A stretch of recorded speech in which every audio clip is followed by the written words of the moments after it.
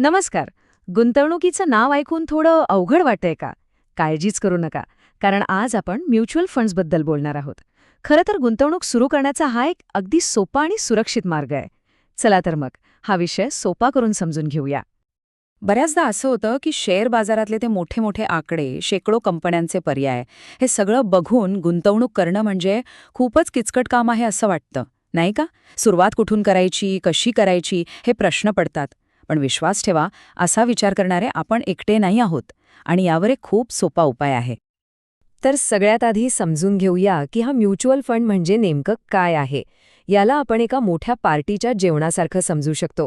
म्हणजे बघा, जसं प्रत्येकजण थोडे थोडे पैसे देतो आणि एक प्रोफेशनल शेफ सगळ्यांसाठी मस्त जेवण बनवतो, अगदी तसंच इथेही अनेक गुंतवणूकदार आपला पैसा एकत्र करतात आणि एक व्यावसायिक फंड मॅनेजर तो पैसा शेअर बाजार किंवा बॉन्डसारख्या योग्य ठिकाणी गुंतवतो. सोपं आहे ना?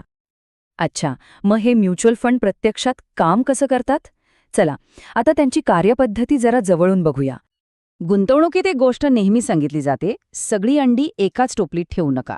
याचा अर्थ काय? तर समजा आपण आपले सगळे पैसे एकाच कंपनीत गुंतवले आणि दुर्दैवाने ती कंपनी अडचणीत आली तर आपलं मोठं नुकसान होऊ शकतं.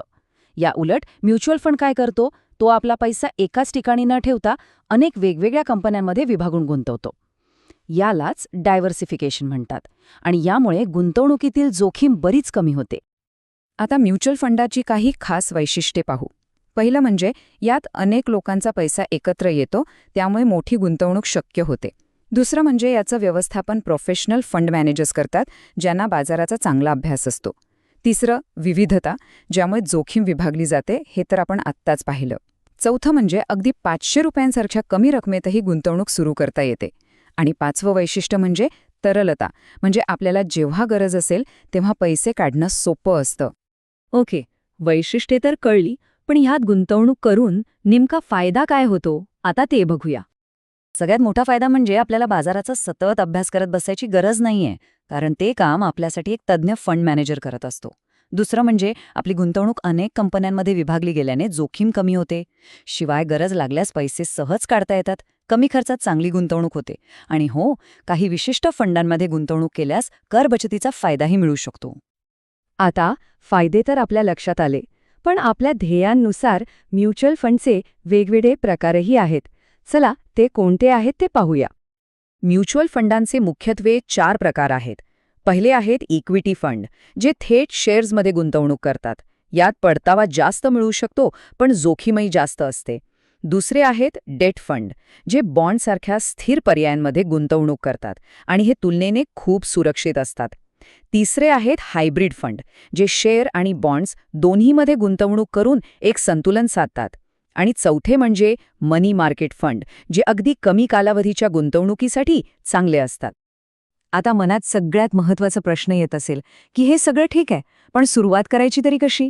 घाबरू नका, गुंतवणूक सुरू करण्याच्या पायऱ्या खूप सोप्या आहेत. सुरुवात करणं खरंच सोपं आहे. पहिली पायरी, आपलं आर्थिक ध्येय काय आहे ते ठरवा आणि त्यानुसार योग्य फंड निवडा. दुसरी पायरी, एका चांगल्या विश्वासार्ह फंड हाऊसची निवड करा. तिसरी पायरी, तुमची KYC प्रक्रिया पूर्ण करा, म्हणजे तुमची ओळख पटवून देणं, जे आजकाल घरबसल्या ऑनलाईनही करता येतं. आणि शेवटची चौथी पायरी, ठरवा की एकदम मोठी रक्कम गुंतवायची आहे की SIP द्वारे दर महिन्याला थोडी थोडी रक्कम गुंतवायची आहे. पण थांबा, एक सगळ्यात महत्त्वाची गोष्ट लक्षात ठेवायला हवी. कोणतीही गुंतवणूक करण्याआधी स्वतःची जोखीम घेण्याची क्षमता किती आहे हे नक्की तपासा. कारण प्रत्येकाची आर्थिक परिस्थिती आणि ध्येय वेगवेगळी असतात. त्यामुळे कुणीतरी करतंय म्हणून आपणही करायचं असं न करता स्वतःसाठी योग्य तोच निर्णय घ्या. तर मग ह्या सगळ्या माहितीनंतर आता वेळ आहे स्वतःला एक प्रश्न विचारण्याची, की आपलं पहिलं आर्थिक ध्येय काय आहे? नवीन घर घेणं, मुलांचं शिक्षण की निवृत्तीची तयारी? आपलं ध्येय जितकं स्पष्ट असेल तितकीच आपल्या गुंतवणुकीला योग्य दिशा मिळेल. चला तर मग आजच विचार करा आणि आपल्या आर्थिक स्वातंत्र्याच्या दिशेने पहिलं पाऊल टाका.